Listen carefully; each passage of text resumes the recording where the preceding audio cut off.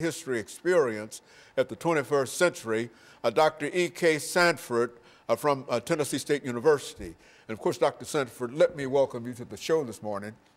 And I know that you're no stranger to any members of our audience. You've been with us on a number of occasions. And I'm glad to have you here today to talk about the significance of the African American History Experience at the 21st century. And so let's start off by having you to give us some information about your background, your education, and some of the things that were important in terms of leading you to us this morning, and then we'll talk about other things. Okay, well, thank you very much, and it's always a pleasure to be here. Again, I'm EKSanford. I'm a professor of sociology at Tennessee State University, and I did my doctorate degree at Howard University in Washington, D.C., as well as a postdoc at Penn State University. One of my positions that I've held in the past that I think is very significant and related to today's topic is being Director of Africana Studies at the University of Montana in Missoula, Montana, where there was a very strong aim at that university as one of its missions to understand the importance of African American and other minority groups' history. So I think that is something in my particular past that makes it relevant for me to be here today. But in addition to that, I would like to say, in reference to that, I have a specialization in looking at the African American experience, the history of it, understanding certain social issues and problems related to racism, minority group problems, health and wellness, and disparities that might lead to high crime rates within the American society in which we live. So I think this whole idea that what we're talking about today, the significance of African American history, is very important, because it is indeed something that we all should share in and understand from an earlier age to the present as well as in the future. You know, as a matter of fact, this is the beginning of the African American History Experience, known as the African American History Month. And you might say a word or two in reference to the African American History Month, Dr. Sanford, and then we'll get into why African American history is important. But let's start off by having you to say something about why this month of February is important. Okay, and I would like to try to give significant credit to Dr. Carter G. Woodson. He was the one that really invented the importance of having African American history, and it was a day, having African American history today.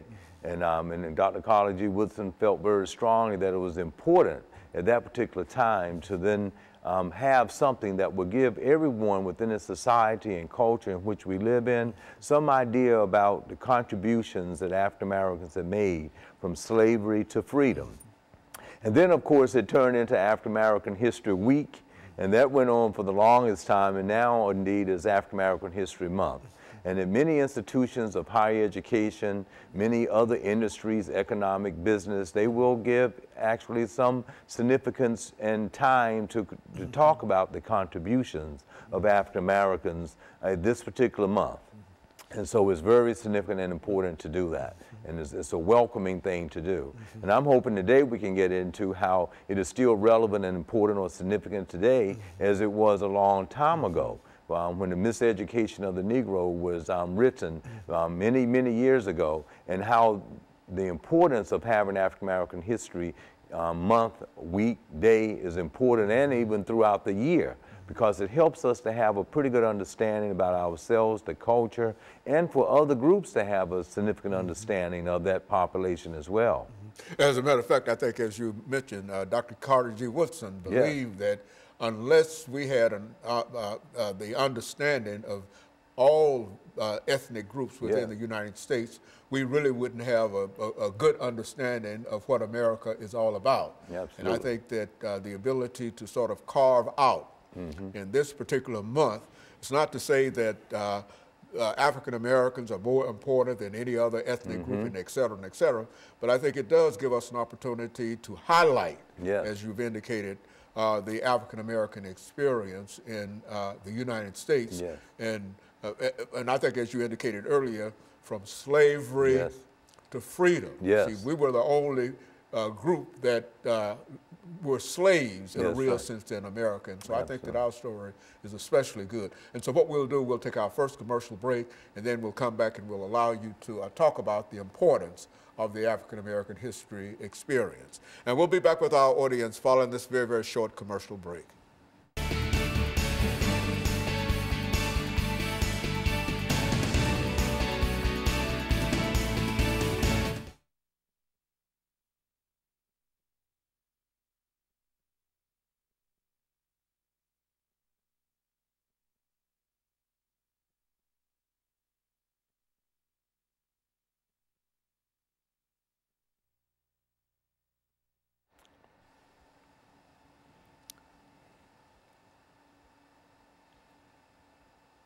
I see they're building the African-American history structure down on Jefferson, on 8th and Jefferson. Yes. Yeah, it looks like it's going to be quite a large building. It really is. I was impressed by what I see, the structure of it going up. And so, yeah, it's... Ready when you all are. Okay.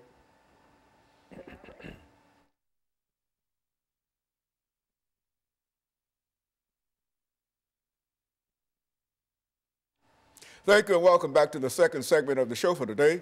We're talking to Dr. E.K. Sanford, a professor at Tennessee State University, and he's giving us some information in reference to the significance of the African-American history experience. Doctor, let's see if we can pick up and give you an opportunity over the next 8 minutes simply to talk about some of the things that in a real sense, you teach daily at Tennessee State University, some of the sociological information that our audience might not be familiar with. Okay. Well, thanks so much again. And I say that in reference to African American History Month and the significance of it. We can be thinking about any social issue or concern that might be quite relevant within the society in which we live in, within the culture. And Dr. E.B. Taylor defined culture as that complex whole that entitled or encompass customs and traits and anything that could be passed down from one generation to the next generation to the present. So when we think in terms of the importance of African American history, it is quite significant to understand the past, 244 years of enslavement, and how did that impact the culture of a particular population, as it did Native Americans and other ethnic groups that migrated to the United States. But as was said in the first segment, something unique was about the African American experience here in America, that enslavement took place for that time. So if we understand in the context of culture, one can see how something that's supposed to be passed down from one generation to the next generation was destroyed in a positive way. And that was strategically done in an effort to kind of control a group of people to enslave them. And there's much literature out there that one can bring up and discuss and look at that. And I think one of the significant reasons we have African American History Month or a day or a week, how it should be very much a part of the educational curriculum, so that people can have a focus or idea about that legacy of that culture that was passed down or not in a fair way passed down from one generation to the next generation, that could lead into certain thoughts about policies in the present. For instance, on many of our shows, we have talked about the significant amount of crime that exists in America. We have, for instance, 6.5% of African American males that make up the entire population, but 40.2% are actually in prison. Incarcerated. So when we look back at Dr. Charles C. McIntyre's classic book entitled Criminalizing a Race, she looked at it from slavery as coming out of slavery into Reconstruction and how people were re-entered into the prison system. And now we have the industrial prison complex where even today 40.2% of African American males are in prison, while they only make up about 6.5% of the entire American population. So we can see these disparities, but we have to systematically understand how they were connected to the past. That's why it is important to understand African American history and kind of connect it to what has happened or not happened fairly over a particular time period. So when we look at social structure, all of the institutions that make up the society, we can connect back early and see how there were a lot of dysfunctions for this segment of the population that was supposed to be passed down from one generation to the next generation, but it was all unfair. So when we look at disparities and statistics today, or social problems and issues that confront us with that particular ethnic group, you can see why, if we can understand how it's connected to what happened in the past to the very present. And that's not to say that a lot of positive things have not improved. With the advent of moving out of Plessy versus Ferguson in 1896, that was a law of the land to keep things segregated, separate but equal, that moved into 1954, given that we are talking about African American History Month, with Thurgood Marshall, that became a Supreme Court justice that helped fight that and to overturn the Plessy case because it was inherently biased and unconstitutional. And that helped people move forward in a very positive way. However, given the legacy, it also caused a lot of inequity within families who would not have had education, they could not have socialized the next generation in the same way that the dominant group could. So there was a infiltration from the 50s to the 60s as the civil rights movement took place, to the 70s with the Black Power movement, the Black Panther movement, to the 80s and with affirmative action, and now you have the millennials born in the 90s who might have this sense that they don't have any connection to what happened in the past to what's going on right now. And that is very relevant and important for groups of people to know the history, as well as the dominant group. And everyone who's improving, going into law, becoming a congressman or a senator, or even the president, to understand that interconnectedness. Because it's in that connecting those dots of what happened to the past to the present that gives us some understanding of what's going on right now in the present. As a matter of fact, as you made those statements, I was thinking that that's essentially what Dr. Woodson was talking about, Carter G. Woodson was talking about. That is, unless we understand and we see the situation of Africans within the context of the American experience, then we really don't understand what America is all about. And I think that I like that statement, those statements there. Yes. And just go on and develop it as you so desire. Okay, and that's so true, but it's important not only for all ethnic groups, because when we talk about African American history, we're talking about a fairness within curriculum. And that was one of the things that I'd actually worked on as a movement in diversity in higher education. And that became institutionalized throughout America with the hopes that in elementary, junior high, high school, and curriculums in higher education would move toward much more information related to diversity among all ethnic groups. I teach a class that's called Minority Group Problems, where we can have a pretty good understanding of every minority group and what are some of the systematic injustices that might occur within the society that might prevent fairness. And some of this might be related to illness, health and wellness, such as obesity rates or heart attacks or high blood pressure.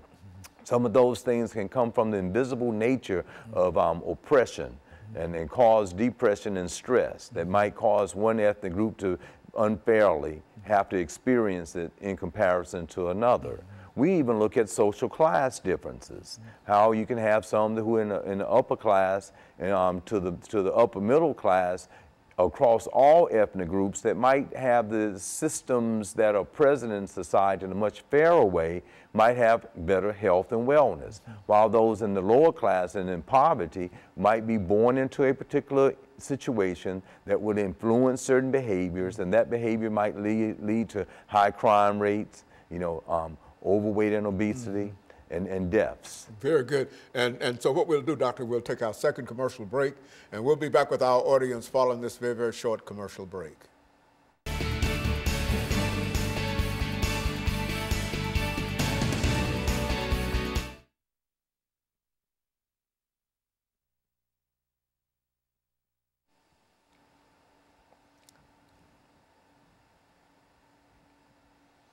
Now, what do you want to talk about this time? Okay, well, we'll try to bring it to some close. This is the last segment, right? So I talk about in general, play a little historical context, bring up, since it's African American History Month, the people that contribute to African American history. They kind of lead it into some solutions and what we have to do, that type of thing might be a good closing. All right. Ready when you are. We're ready.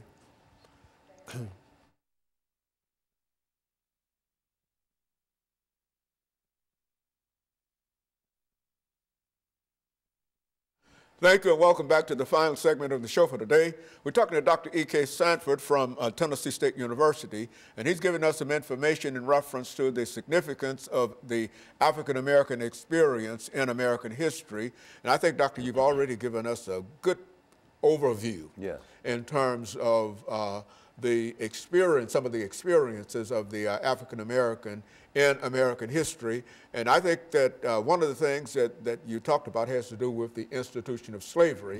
And as long as we understand, get a better understanding, we can understand some of the issues that Africans have to face and how we have been able to, overcome a number of things. Let's pick up where you would like to do in this last segment. All right, and I would like to try to suggest that there's a reoccurring pattern, I feel, of those millennials that are born into the 90s up to the present and coming forth. The parents have to be vigilant and understand that they need to try to help this generation and those to follow of the importance of understanding the history and the backdrop, if you will, of not only all ethnic groups, but African Americans in particular.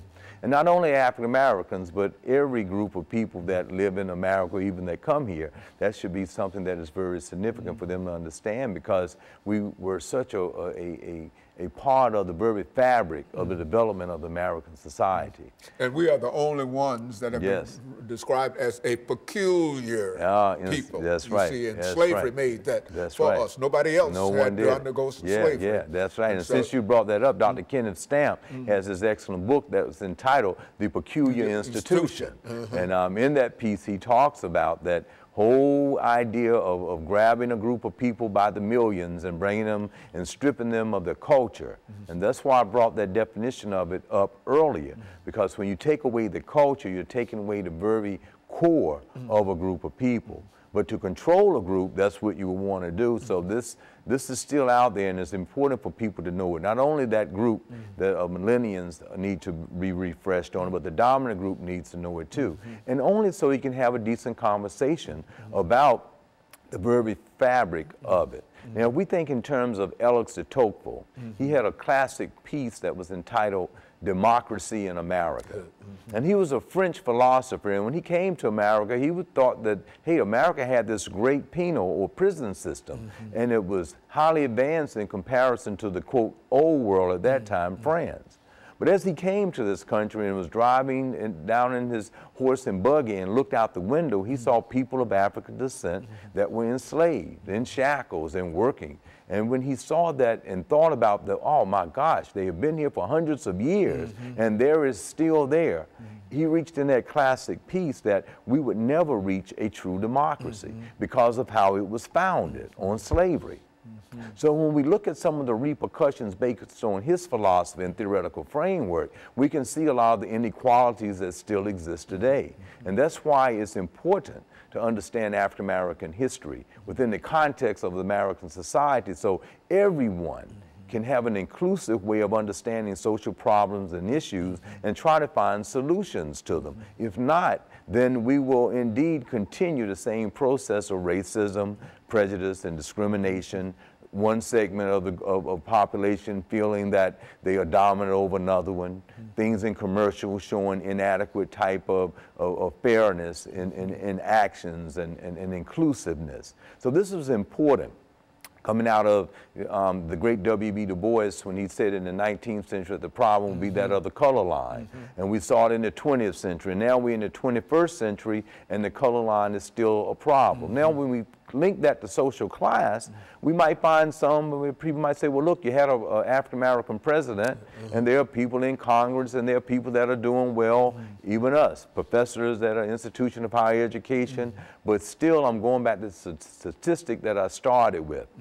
We make up about 6.5% of the population, about 40.2 are incarcerated. There's still a problem. when we see the reoccurring pattern of police brutality and shootings because of the subliminal nature of how they look at a suspect and think that they are something that needs to be shot and killed versus just taken in. These are things that we have to be able to understand the history and how did those thoughts and patterns subliminally get in our mindset about that.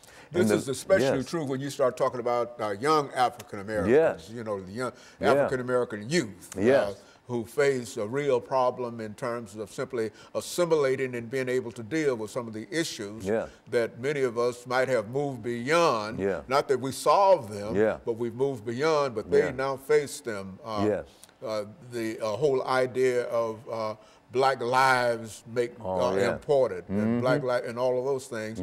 We've seen that, and we've experienced that, but it might have been under a different name. And so the name might have changed, but the attitudes that many people have in reference to the African American, especially the African American youth, these things are still present in spite of what we might call it.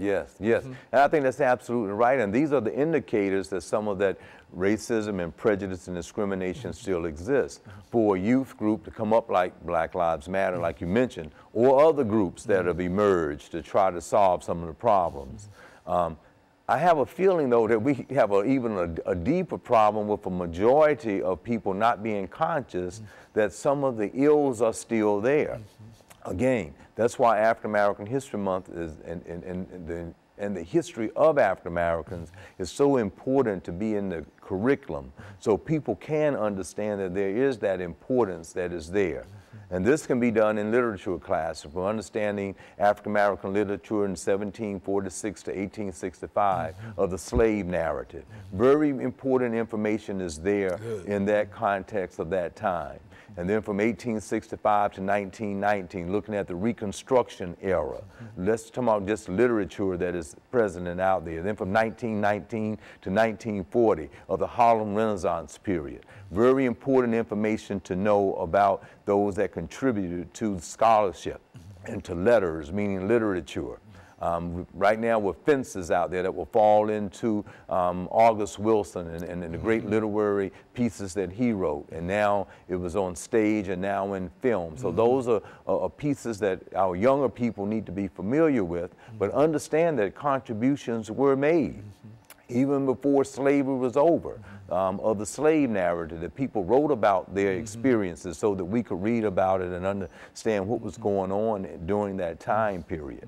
That led up to the whole civil rights movement of Reverend Dr. Martin Luther King, Thurgood Marshall, of course the great Dr. W.E.B. Du Bois that wrote The Souls of Black Folks in 1903. Can't leave out Adam Clayton Powell and that whole movement, Andrew Young. Even Charles H. Wesley, the great historian that wrote about the history of the African American experience. These are people that have contributed to the social change that we still are able to thrive, made changes for the betterment of others, but we have to know that history of them so that we can continue to move onward and upward.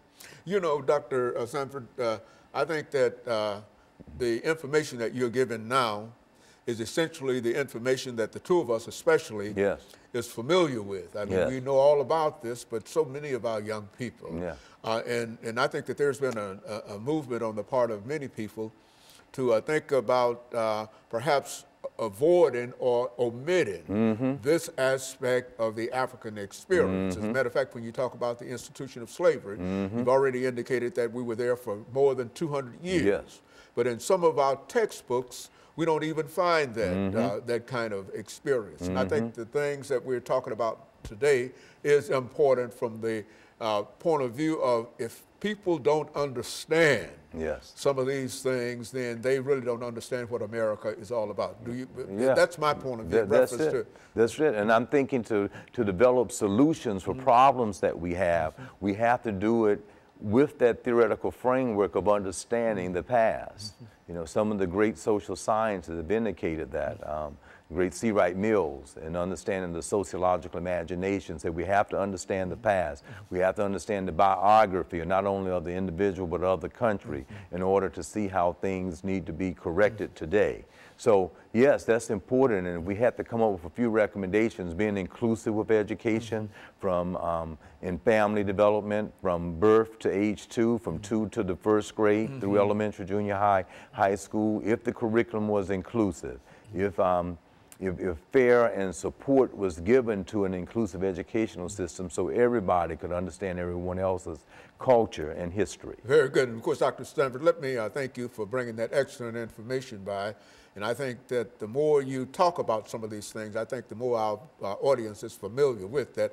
And so we'll be, let me encourage our audience to tune in again next week to another informative edition of Comments. Thank you and good morning.